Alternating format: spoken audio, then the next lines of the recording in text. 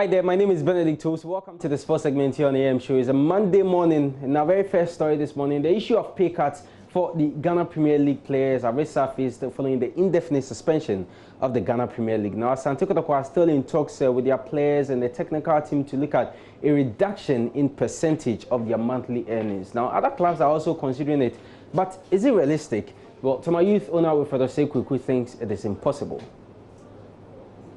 When you look at the fact that the average or the highly paid Division 1 player is taking about 800 Ghana cedis, and looking at the economic circumstances, where are you going to get a pay cut for such a person when after the COVID-19 prices of items are skyrocketing? How would such a player be able to survive? When it comes to contractual obligations between clubs and players, it borders on two parties. And one cannot unilaterally cut down whatever initial arrangement that was made. We need to continue to respect the sanctity of such contracts and honor all part of it. Cost center or the bills high.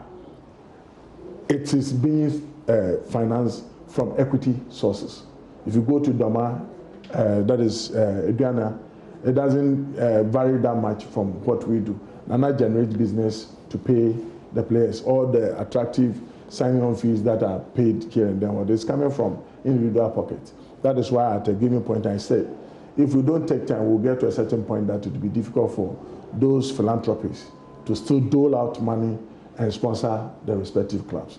If this time and age, we have people who are very wealthy declining to take the offer to more or less fund certain clubs in the country, should tell you that if we don't take time and try and tinker the way we go about this, we'll get to a certain point that football teams in Ghana will not have the needed funding.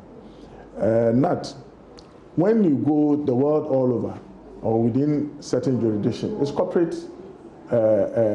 funds that are used to pipe all the cost centers of the respective clubs. But in Ghana, it's the opposite.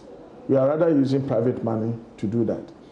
That is why some of us are of the view that we should have taken our time and thrown the bait at corporate Ghana in terms of repackaging ourselves, in terms of rebranding the way we do our things. And the moment, if we had been able to do that, corporate Ghana would have been able to come on board. So pay cut is not the way out.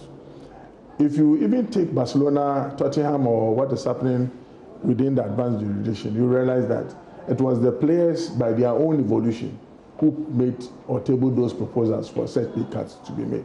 In our part of the world, if you don't take time and you throw a blank check on respective clubs that they should cut down respective pays of players, salaries of players, we'll get to a certain point that these players will take home nothing.